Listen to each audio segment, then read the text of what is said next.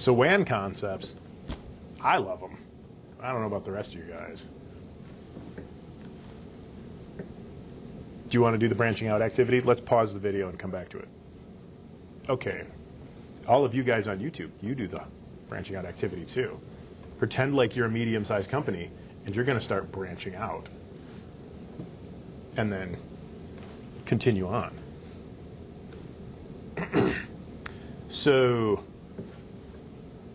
why? Why do you want to WAN? Because you have businesses that are in different places that need to talk to each other, right? Don't tell Cisco this, but another way to do this that's often perfectly acceptable is just to have like maybe AT&T doing that for you, MPLS, something like that, and then it's just like router to cloud to network device, depends on what you want to do. Hey there. No, sir, this is CCNA 4. So unless you want to learn about networking, you're in the wrong place. First day jitters. You record the video. Sorry, that's what you get. Katie and I were talking about our differences in that. She's like, oh yeah, no, if I sneeze, I will stop the video and restart. Nope. You're just going to have to know that sometimes I sneeze. Sometimes people wander in the class, and then I talk about it for 10 minutes. So you own a LAN generally. This WAN's going to be provided to you by somebody. And that edge router there, this edge router right here, is probably the last thing you touch. Do you remember possibly, man, it seems like it's 5-6 years ago now, there was a network administrator in San Francisco who wound up in a big old court case because he was the only person who had the passwords for the MPLS connected routing equipment at San Francisco, in San Francisco. FYI, you don't own those. Those are owned by your company. He wound up doing time, and I guess they wanted him to pay back like $1.1 million, so $1,100,000 afterwards for the 2 weeks they couldn't get into their equipment and to pay the price of the consultants they had to bring in to make the network go and stuff. So don't be cute with the edge routing equipment. So if you have a regional office, a branch office, my history was in broadcasting and media, and we had newspapers and TV stations all over the places, and you had to connect them together to a central site and then a backup central site. So we had redundancy between Chicago and LA. That was nice. If you have teleworkers who are all over the country and need to connect to resources, all of those things can be facilitated by a wide area network. And there is something to be said for the amount of control you have if it's your wide area network, all uppercase. Like, you don't, depending on what it is you do, that might be a really big deal. Of course, if you're kind of worried about nation-state adversaries getting into your communications, well, whatever AT&T's got their hands on is probably up for grabs. So yeah, now we can do all this cool telecommuting stuff. I kind of know what everybody in here does at this point, but everybody can VPN into the office for the most part. Get to work on all the things. Have a really messed up life-work balance kind of going on because you can work wherever. You used to see a lot of this, of point-to-point connections between businesses. So you would see, I'm company X, I buy a T1 line from AT&T or SBC or whatever baby bell happens to be lying around my particular location, and it connects to another one of my sites. So that was sort of the old standard. Then as time went along, we started, well, now we've got a bunch of different organizations we need to talk to, and you've got this hub and spoke model that evolves. So I've got the main office, generally speaking, the hub, and then coming off of that are the various spokes. And if you continue that out, you see how it kind of looks like a wheel. Then if you really care about redundancy, you can have a fully enmeshed network. And if you don't sell this off to the cloud, then it can kind of get expensive. So if you do a real full mesh where you have A can connect to B, can connect to C, can connect to D, and D can connect to A and to B and to C, and C can connect and B can connect. That's a lot of links. It's also a lot of redundancy, but then when you add, what do we have to, D? So when you add this guy, now you've got to add a link from each person back to him. It starts to get a little bit crazy. But if like you need to withstand a nuclear blast, you can do it. And that's sort of how the internet topology evolved. And then this is a phrase that gets tossed around a lot. Specifically what we mean when we say a dual-homed technology is that we have multiple hubs, and we try and keep those hubs redundant with one another. So if that's the Shopik KTLA, and that's WGN, the superstation, then each spoke connects to both of those. And if, God help us, somebody blows up WGN, everybody still gets to KTLA to tell the story. That's a little grim, isn't it? If there's a temporary power outage at WGN and their 24-hour UPS that serves the entire facility runs out of battery, and the 1-week supply of gasoline runs out, which basically means we're in the middle of the zombie apocalypse, then you can fail over to the other network. But as we do this, this thing sort of has been moving along on us. Cisco would have you imagine, if you will, a fictitious company called Span Engineering.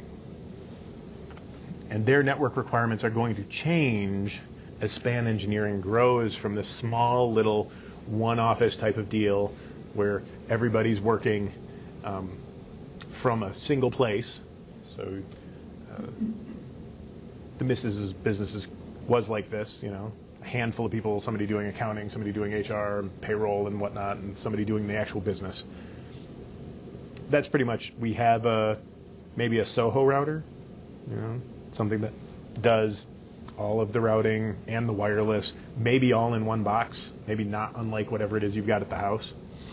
And hey, that's perfectly good. Well, then you grow a little bit and you buy a campus, you buy this big building. And now that we're huge, megacorp size, we've got a marketing and a sales department that's up on the top floor because that's where marketing sales departments want to be. And financing and accounting below that, and then probably like this is the ground floor, and then in here is engineering and production. In the dark of the basement, let's put IT in there as well. Down in the bowels of the building. And all of those campus sites are connected up to routers, which maybe the routers talk to each other before they get to the firewall, or maybe we've been smart and we make the firewall the divider between all of them so we can inspect traffic that goes from engineering up to finance. Like, why are the engineering guys in the finance servers again? You don't want that. And so on. So that's what we mean when we say campus network. Sometimes people say CAN, you know, campus area network.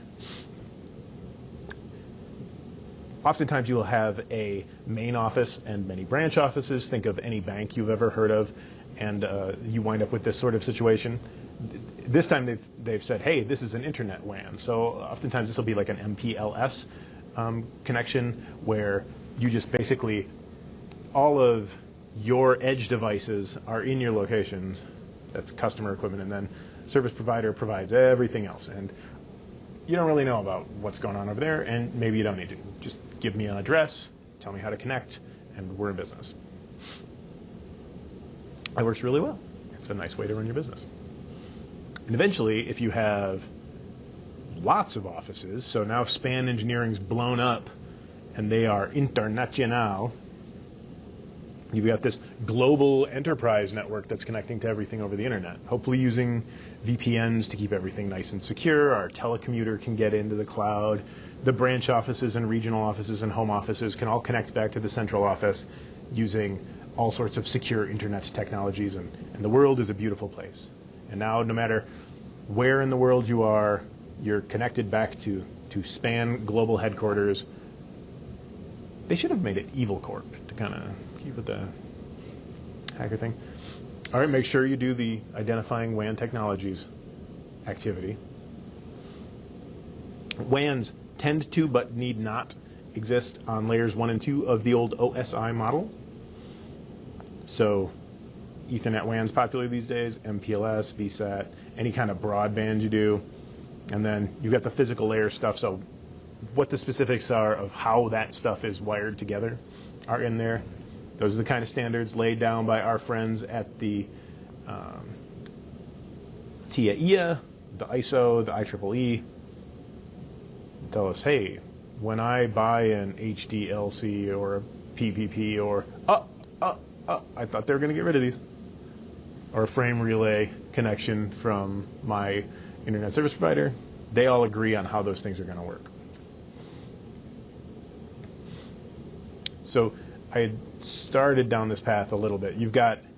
We started talking about what the internet owns and what the business owns. So CPE, or customer premise equipment, lives on this side of that dividing line. So that's the stuff that, generally speaking, the IT department, whoever does the operations part of the equation for a company, that's their deal.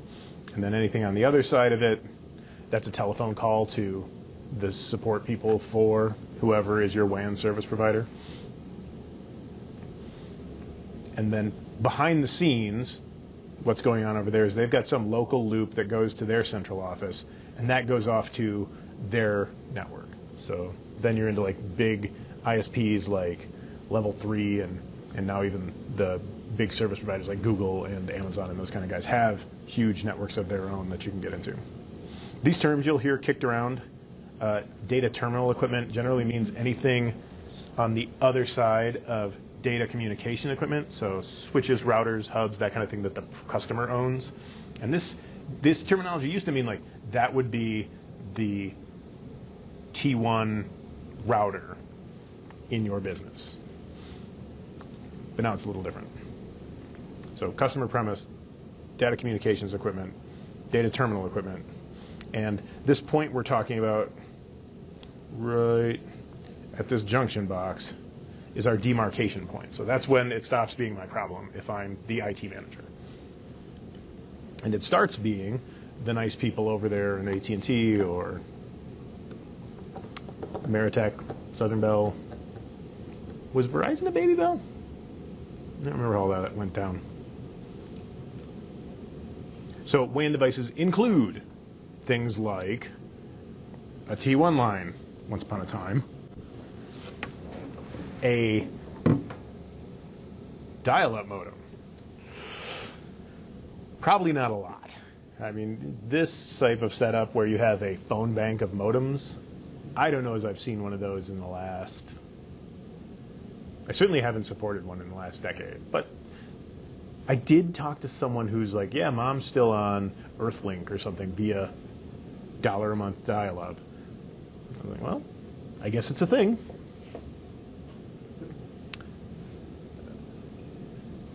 Seems horrible, but it's still out there some. Really, the place I have seen dial-up modems still in existence is as a backup connection, an out-of-band connection to a networking device. Because if the only way you can get to the router is via the network and the network is down, somebody's got to get on a plane and fly somewhere. The PTSN, colloquially, that was not always called the plain standard telephone network. Sometimes people called it a piece of something else network, but if you've got a cable modem, you're dealing with the cable networks. Really, the dial-up modems are going through the phone company's networks as well. And then I wouldn't expect to see a lot of T1 in your life, but whatever. These access servers, you may run into something that coordinates all of that stuff. I'm trying to remember the last RAS server name. There were a couple of companies that just made these boxes that were a bunch of modems and a control interface. But yeah, way legacy. Your core router may be a multi-layer switch. Possible these days, especially if you're a small business.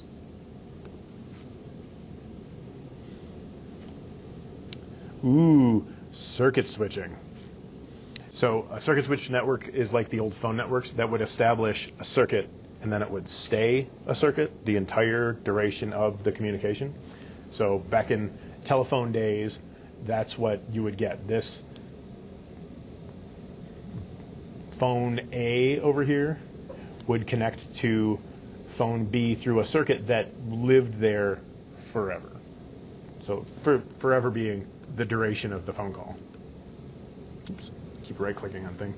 The way we do it these days is with packet switched networks, which should be a lot more familiar to those of you who've managed to struggle your way through 3 Cisco classes up to this point. So we break things into packets. We send them down the stream one at a time. They may or may not take the same route to get to where they're going.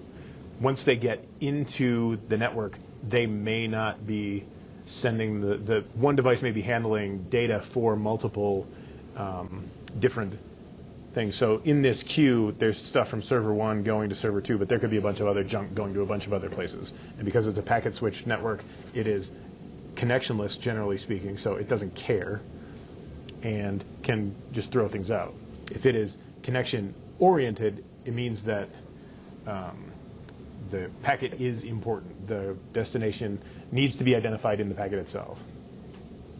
What that basically does is it winds up recreating the circuit that you had previously with a virtual circuit. So like TCP does that kind of thing. It establishes a connection, keeps this session running, but it doesn't really care about what's going on between server 1 and server 2. It can be whatever you want. And if something gets blown up, it continues to work, which is important. And then we'll pause and we'll do the 2 activities here. Okay, now that the activities are done, but you guys at home can do them, do you think they're going to buy it if I do that the whole semester? They'll be like, cool, I'll stop now and go do the activity at the end of chapter 2. No? So here is the WAN connection link breakdown. And the big difference they're pointing out here is public versus private WAN infrastructure. And you will notice your public options are relatively limited. You know, you've got public option, you've got ye old internets, some kind of VPN over broadband, and then some technology that brings that on home. A little more interesting with the private options, you can have a dedicated connection. For example, the communication between a transmitter and a television station, it used to be the kind of thing that we wanted to make sure were private and dedicated so that we didn't have to worry about latency. Usually they would be leased lines, as we're discussing here. So you own that line. Do whatever you want with it. If you put a 9-volt battery on this side of those 2 wires and go over to the other end, you will have 9 volts minus whatever attenuated on the way there. Once upon a time. Nowadays it's probably getting switched whether you want it to or not. But when you buy a switched connection, you can buy a circuit switch like a plain old telephone service, or like the old It Still Does Nothing line, the ISDN lines, which live on in radio because Zephyr sold a bajillion point-to-point ISDN communication things, so it's a popular way to connect to studios. Or packet switched, and these tend to be what people are going to run into in the modern broadband network at a major company. So you're probably going to see a lot of Metro Ethernet, a lot of MPLS, a lot of ATM.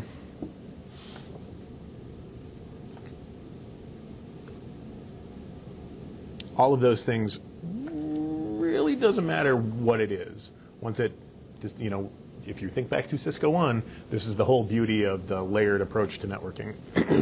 Even if it bounces off a satellite, it's still just packets, probably IP, bound up, shooting across space. This is probably the remote office in Botswana that's still got a T1 line on a leased one, a T1 line on a lease. But they still exist. If you're curious, or if you ever wind up working for an internet service provider, they build this whole big network over here, probably consisting of DWM or Sonnet or some giant white thing. Oh, it's LastPass messing everything. Is it? It is. Aha. Aha. All right. Probably consisting of some kind of dense wave division multiplexing technology. Do you guys remember the Prism scandal that was going on a handful of years ago, where there was a secret room in one of the AT&T facilities near Silicon Valley, and what was going on was something a little bit like this, where there was a prism that was in one of these wave division multiplexing, one of these fiber optic facilities, but it had a half mirror where this mirror is drawn at, so that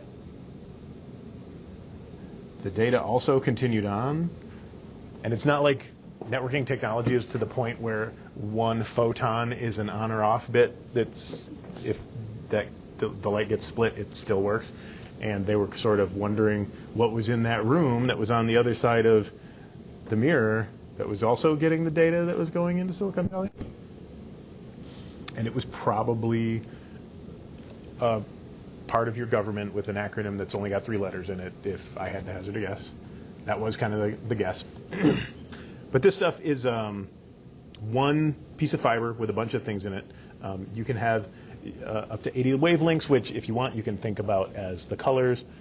You have picked a particularly apt T-shirt for this discussion, since it has a 1973 Pink Floyd tour photo on it. Made the video. Mm-hmm. Well played, sir. And there's a bunch of other standards that work over fiber optic. Plus, it gives us an opportunity to break out the rainbow icons in our mapping, which is also nice. Do you guys remember the picture from, it's the first Cisco class where you saw the big undersea fiber optic cable?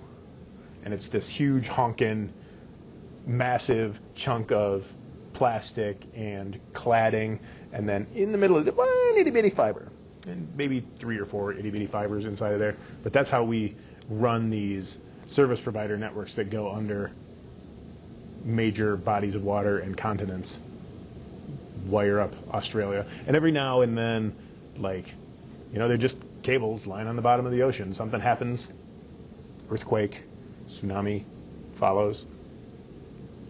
Russian submarine tapping the line has a problem and jacks it up. And somebody's got to go down there and replace them. Which is actually a thing they do with drones, which is kind of cool. All right, so this is that WAN activity that you saw a few slides ago. So an opportunity to play a little memory. This used to be a bigger thing than it is now. I'm surprised we're still talking about it, but since 1950-ish or so, there have been leased lines available that you can go out and buy, and you say, hey, Ma Bell, I want to have a wire on this end and a wire on this end, and I want them to talk. And they would hook you up. We came up with a bunch of things to memorize that are great for testing when we did this. So how many megabits are there in a T1 line compared to the European E1 standard, which is 1.544 for T1, and the Europeans decided they wanted to go a little faster, 2.048. And then you start bundling them together, and it starts to get really fast. So at T3, you're up to 43 megabits a second, and E3 is 34. Optical carrier rates are available. It is nice to have control of the whole wire, or at least what appears to be control over the whole wire. Generally speaking, Steve Gibson from Security Now got rid of his T1 line in 2017, allegedly because he liked the control. And talking to the folks at US Signal, they still have a whole bunch of customers who just, it works, it's hard to mess with, it's simple, they're available everywhere, we're going to stick with it. So they live on. They're stupid expensive. You're paying a lot of money for that direct connection, relative to, paying $50 and getting a cable modem and having twice 10 times, 15 times, 50 times the bandwidth. So anybody got cable service here? No? One person? And a half? For For Comcast, how much do you pay for how much bandwidth? Ballpark me. 40 for 3.5. You're a bad example of this. $40 for 3.5 megabits service. So as opposed to paying $100 minimum for a T1 monthly service fee, that gets you 1.5. Anybody beat that? We pay, I think, $80 a month for 50 megabits and 30 down, but we buy business class. Yeah, as opposed to paying 100 for 1.5. So you can kind of see that, $80 gets you 100 megabits, or 100 gets you a leased line that'll get you 1.5. So you control it. That's nice, but they're wicked expensive. And $100 for a T1 line, I'm probably lowballing that. I think if I remember what Steve Gibson was saying on Security Now, he was paying like $250 for each of the 2 T1 lines he had that went to his house. But if your whole business is running servers and selling software, maybe you want to pay for that. Once upon a time, this is all anybody did to get on the internet. Those were the bad old days. You'd have this loop. In the way bad old days, you would have this coupler that you took a earphone from Ma Bell, and you could do this because Ma Bell still owned all the phones, and they were all standard, and they were all exactly the same size. And you'd suction cup it onto this modem thing, and this side would make noise, and this side would listen to noise, and you'd have communications by magic, and you'd have 9,600 bits per second, not megabits, just bits. Don't see a whole lot of that anymore, and certainly nobody who's paying an IT professional to do something has one of those, unless it is something connected to router, firewall, something that needs out-of-band communication. This is actually ISDN was my first experience with broadband technology. My roommate had a girlfriend whose dad was an IT guy. They decommissioned their ISDN infrastructure, and this was when ISDN was still hot, and instead of throwing it out, he gave it to us, and we were like the coolest kids on the block. We would play on the Triton servers with like 0 ping, just destroy everybody. It made us think we were good at video games when we weren't. But these terminal adapters, what is revolutionary about this thing as opposed to a modem is that now this connection's all digital, as opposed to a modem MOS, which is modulate, and DEMS demodulates a signal, turning a digital signal into an analog sound, and then back again, all of which takes time. So if your signal is digital the whole way through, you don't have that latency. You don't have those ridiculous ping times, and you're just crushing your competition. The BRI, the basic rate interface on a ISDN line, works thus. You have 264 kilobit data channels, and then a carrier channel, a delta channel they call it, that tells the system how to work. So that delta channel is like for signaling, setting up the connection, tearing down the connection, that kind of thing. Kind of like this type of thinking was popular in early IT. If you think about like how FTP works, where you've got 2 ports connected, one for the communication and one for the data, and never the twain shall meet. That was kind of popular. PRI, again, was a little bit different internationally than it is in the United States, but not so much as you'd notice. They eked out another half a mega speed out of them. But man, was it cool. And then they also, if like you take a bunch of those and bundle them together, you get this primary rate interface where you take those 64-bit channels that gave you 128 bits of connectivity and smushed them together. Then you had X number of ISDN lines equals Y number of one T1 line or one E1, depending on where you're at. So 23 channels for the United States to create a T1, or 30 channels in Europe to create their equivalent, the E1. And you could pay a lot of money in order to get 2 megs of data if you're in Europe, and 1.5 meg if you're in the United States. Frame relay is layer 2.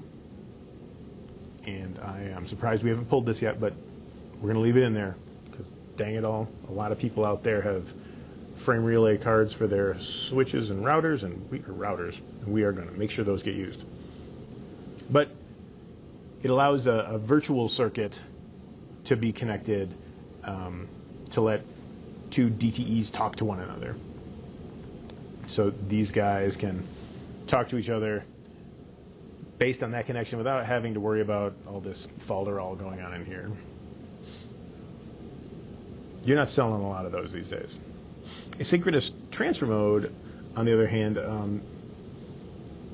we pulled it out to put in Metro Ethernet. So it was kind of the last standard we were on before basically a Cat5 cable came and plugged into our network that also plugged into the service provider's network. Really popular with the broadcast set because they thought about video when they did it, so you could do all kinds of cool things like prioritization. The cells were all the same size every time. You'll want to know these packet sizes and payload sizes. That a 53-byte ATM cell has a 48-byte payload, which means you've wasted 5 bytes of data just telling it where it's going to go. So you need more bandwidth on the link because it's got that much more overhead to go with it. It also makes it more stable, so there's an argument either way. They scale all the way up from a T1 to an OC12. An OC12, since I happen to have it right here in front of me, is 266 megabits per second, which is pretty quick. So the more money you wanted to give Ma Bell, the bigger they could scale that stuff up. Which, hey, who doesn't like that? Ethernet WAN was sort of where we were at when I stopped having to support this kind of mess. But it's basically almost exactly the same as what you're working with when you're plugging things in. So all of that stuff comes in over regular old Ethernet. You've got an RJ45 cable you probably dealt with before, and on the other end of the connector is a Cat6 line that has as much bandwidth as you're paying for. All that frame relay, all that ATM, we're getting rid of all that. And it's, in my experience, beating out multi-protocol label switching, or MPLS. We took out our MPLS and put in our framed Ethernet. It'll carry all sorts of different payloads. You can run ATM, DSL, frame relay, all that old junky stuff over your MPLS network. Lives in AT&T's shop and lets you do things like this. So you can have a T1 and a frame relay and a Metro Ethernet and a T3 all talking to the same MPLS cloud, which is great. So if you've got a bunch of branch offices and you don't want to upgrade them all at the same time to the same technology, you could set up this MPLS cloud and one at a time pop them over and then commit to one of the technologies once you're done. If you happen to be an Arctic research station or in Comstock Park and you can't get real internet, or Marne or Howard City or any of the other rural places around here. Where's that? Grant. Maybe you need to pony up the dough to buy your very own, very small aperture terminal satellite solution. I guess it's getting really inexpensive to put things in space now. Although there's only so much physical real estate in geosynchronous orbit around the planet. It's got something to do with the equator, and things are falling down, and the trick is to get them to fall down at exactly the same speed as the planet spins, which is really kind of trippy if you think about it, but anyway. So there are problems with it, though. You've got a long way to go between you and the nearest geosynchronous satellite, and the not-so-geosynchronous satellites aren't very good for this sort of work. So you kind of have to point, when you're in Michigan, south of here, and hit this thing that is at least something like 22,000 miles away from us. Light, as far as we know, only goes so fast in a vacuum, and less so through air. So you've got delay inherent on both sides of that connection. So when you transmit, you wait for it to go to space and to come back down from space. When you receive, you wait for it to go up to space and come back down to you. There are inherent problems with it. Anybody still rocking the DSLs? the digital subscriber line. The last time I dealt with it, I tried to, so that makes it 10, 11 years ago. It was one of the technologies we tried to get out to our place before the cable companies got to the outskirts of Cortland Township. And they tried a technology called Reach DSL, which I think just means we take DSL and we put it on lines that technically it's not supposed to work on, and then discover that it doesn't work on those lines. But the idea is that you've got a modem of some sort that reaches out to a D-SLAM, which is a pretty sweet acronym. I mean, as far as acronyms, and yeah, you're too far away from the D-SLAM, we can't get your connectivity. It sounds better than like, your modem thingy won't reach our modem thingy, but that's essentially what they're saying. Yeah. You've got, and so the deal is you have to be within X distance of the service provider, and X distance from that point of presence is often farther than like rural places live, which makes me sad. But we talked about how the fiber optic stuff does frequency multiplexing, wave-based multiplexing. DSL does the same kind of deal with time-based multiplexing, TDSM, so splitting up the signals based on chunks of time as opposed to splitting it up based on frequencies of light. Which, you got to do what you got to do.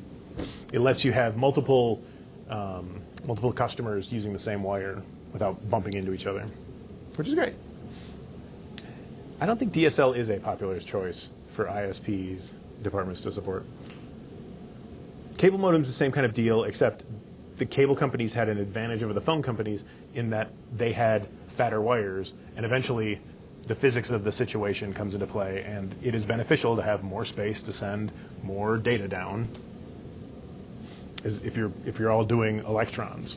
When you start doing data with photons, the equation changes a little bit. Still, if you've got a big fat chunk of glass, you can put more stuff down in a little skinny chunk of glass, but whatever. Same idea. You've got a cable modem. That cable modem is connected with your cable provider. The day the cable provider came to every house I've ever owned and gave me my cable modem was a big deal. Every time that has happened. Like, I've taken the day off work. I have been there. I've had hors d'oeuvres. Like, yes, Mr. Cable Guy. Welcome. After you're done, would you like a beer? Test everything out? Because you're moving on up when you get the real internets from the cable guy. I guess in town, downtown Grand Rapids, there is Metro Ethernet available at gigabit speeds, and if you live in certain condos or apartment complexes around here, if I were a single fella, I would relocate just because of that. Like, if I didn't have to change school districts for my kids, still not a bad idea. I got to find out, because we're building an addition to the college, and CIS will be part of that. And I think, is that right? There's one of them in SpartanNet, I think, is one of them. Because I know one of my friends lives on Monroe, and he has that. It's nuts. SpartanNet wouldn't surprise me, because when the Van Andel Institute went in and all the stuff on Pill Hill, they wanted real networks. Yeah. So I'm going to try and get me some of that as we build the department out, because that's cool. I would love to be in a position again in my life where going to work meant the bandwidth was greater than staying at home. I used to have that experience. Like, once upon a time, I would go to work to download a big ISO. Like, oh, sweet, there's a new Black Arch Linux out. You know what? I'm going to wait till I get to work to download that. I'm sort of having the opposite experience these days. Although Ferris, I understand, same kind of wiring closet, blazing fast speeds. And so if you've tried this, right? Somebody in here who lives in the stick has tried the wireless point-to-point wireless ISP. ISP? Yeah. I'm going to try it when I get rid of my Usenet contract. Ooh, I bailed on Usenet. That was bad. My friend Jose lives in Cedar and enjoys his wireless connectivity. So I wouldn't swear to it, but that sounds right. So he's got a little dish on top of his house that points at their space rented on some cell tower somewhere, which points back to their home headquarters where they have internet that they sell to everybody. I don't want to get political or nothing, but there is no reason that Cortland Township couldn't be providing the service for all the fine folks in Cortland Township at a pretty reduced rate from what I'm paying to AT&T. But the cable and ISP companies, the Verizons of the world, the AT&Ts, have made pretty sure that anytime any municipality tries to spark something like that up, it gets stomped on pretty fast. But there have been a handful of places that have done that. Downtown Rockford has just regular Wi-Fi pretty much everywhere you walk around down there. WiMAX is supposed to be a new interoperability standard. You subscribe to an IP, you find a tower, same kind of deal. It connects to the tower, gives you an IP address, voila. Satellite internet, Mandy was just complaining about the crappy quality of HughesNet. I was a HughesNet customer for almost 15 minutes until I got to the part of the terms of service where it says I had a 400 megabit download limit per day, and thought to myself, can't do that. Back to Sprint I go. And off we moved. Everybody's familiar with 3 and 4G cellular connectivity, the 3rd or 4th generation, depending on who you talk to. There is marketing buzzwords for long-term evolution. When you've got that fancy new LTE service, that's what those initials meant. It's just an extension of the 4th generation network. And the idea was supposed to be that it would be extensible and expandable. And with my phone, if I am standing like equidistant between 5 cell towers, it will aggregate all of that bandwidth together, and I can get just ridiculous high speeds, which is why they don't like to let you do that, because you will just destroy things. Those places where that happens, I think they've got some algorithm that says this is the ideal place to put a Sprint store. So you can, oh yeah, you want to do a speed test with my phone? Go ahead, buddy, check it out. 56,000 gigabytes per second. But it gets pretty zippy. It's kind of a cool technology. The 5G, the 5th generation cellular standards aren't entirely hammered out yet, but people are building radios and putting them on towers and experimenting with it. And the idea is that those technologies are so fast that they have so much bandwidth. I mean, radio waves only go as fast as radio waves go, but has so much bandwidth that it's the reason Google stopped their fiber project. They started seeing those radios hitting the market, and they were like, you know what? Maybe running fiber to everybody's house isn't really going to be worth our trouble if we can do the same thing over the radio waves. But luckily now that the ISPs aren't regulated, they can keep us at 50 megabits for forever and just keep charging us whatever they want. Except for the fast lane for whatever media company your ISP happens to own. So what is that? Time Warner does cable and all the Time Warner properties, and Netflix is a thing unto itself. NBC Universal, Disney's setting up their own deal. Yeah, out in the middle of nowhere, nobody cares. Yeah. It can't even cell service. I was in a house where they had an actual Sprint booster. We bought a booster. How'd that work? It doesn't work very well, but at least we can make phone calls. Huh. Maybe it only does the 2G network. Because my brother-in-law's out in Howard City. We were over at his place for the holidays, and I was like, what's that thing? Because I'm a technology guy. They're like, oh, that's our Sprint booster. I was like, how'd that work out? We're on Verizon now. I was like, huh. That explains a lot. And again, keeping with my theory that cell phone stores are strategically placed, the Verizon store is just around the corner from them. So maybe buy the phone service that's closest to your house. Right downtown. Oh, they live right across from beautiful Leppings. So Oh, okay. when I needed to make a beer run, I literally walked across the street. Very convenient. So the liquor store's got a better selection. Leppings wasn't bad though. I was pleasantly surprised. The wife was drinking Winter White over the holidays. They had some of that fresh. It was pretty delicate. Anybody use one of these VPN services for personal security reasons. If you do the security class, if you've done the security class, you've already set one of these up with a Cisco router. But it is a way to use the public internet mostly privately, assuming the NSA hasn't backdoored any of the equipment you're using. Saves on that cost differential. So instead of buying that T1 for privacy, you use the power of mathematics and cryptography to make sure that your data is secure, and consequently, nobody gets into your stuff. It's a wonderful thing. And so you use these tunnels to go from point A to point B, but you use, there's no reason you can't use a cable modem on each of the sites. Here is our teleworker doing the same technology from home. The technology that everybody will always use for this because it's awesome is called Cisco AnyConnect. That OpenVPN stuff, that's garbage. Nobody likes that. It's got to be from Cisco if it's going to be any good. But that lets you do the same thing. And so is anybody using like a private internet access? That's the brand I use for my remote connections. Nobody's? SonicWall, that's, what's that? Oh, private internet access, PIA. They're pretty good. You use an actual SonicWall appliance to do your VPNing. PIA, or I'm talking like on your home desktop or on. I have configured my home router to be able to go dark and connect just to the VPN, but you do suffer a performance hit because you're going through a centralized, aggregated place. If you were the kind of people who were interested in finding the kind of people who were up to no good, your taps would be exactly on the other side of those egress points. But it is kind of nice to be able to have your internet traffic disappear from Michigan and reappear in Britain, because then you can watch the BBC, which is kind of, not that I would ever recommend anyone do that.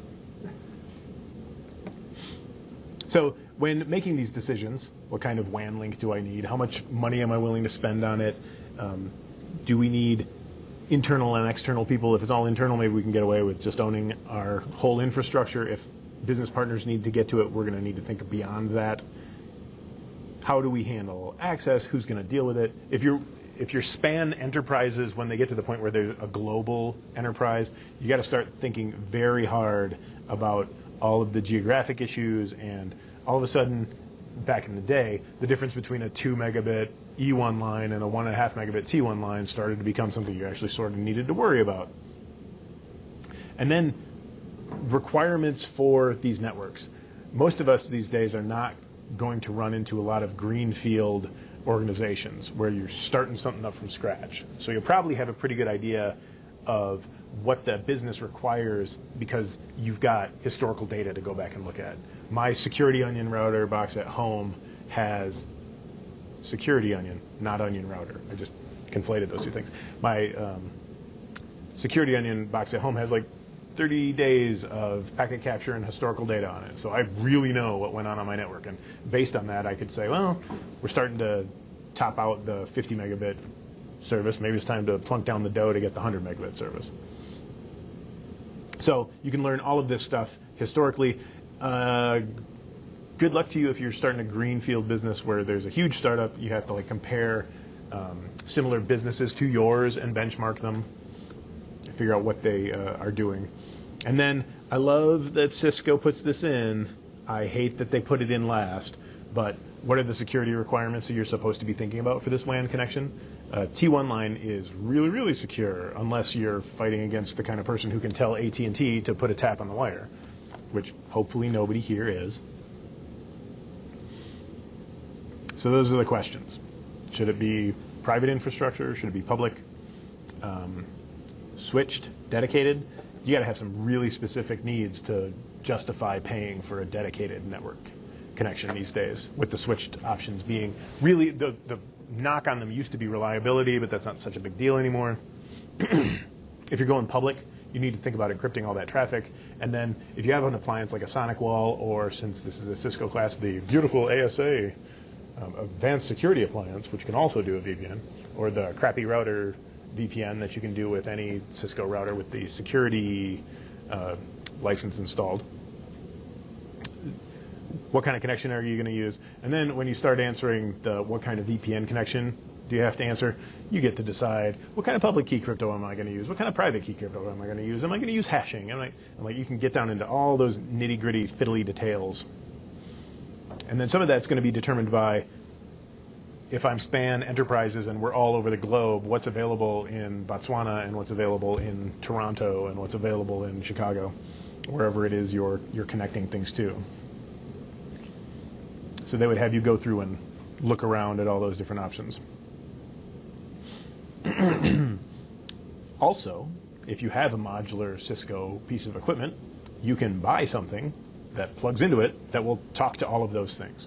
So take a moment and go through and look at all of the various device modules you can get, including Ethernet, broadband, E1, T1, ISDN PRI, ISDN BRI, serial, T1, E3, voice trunks, wireless WAN internet. The voice trunks are actually a technology you might still need to deal with if you're setting up some kind of VoIP connection.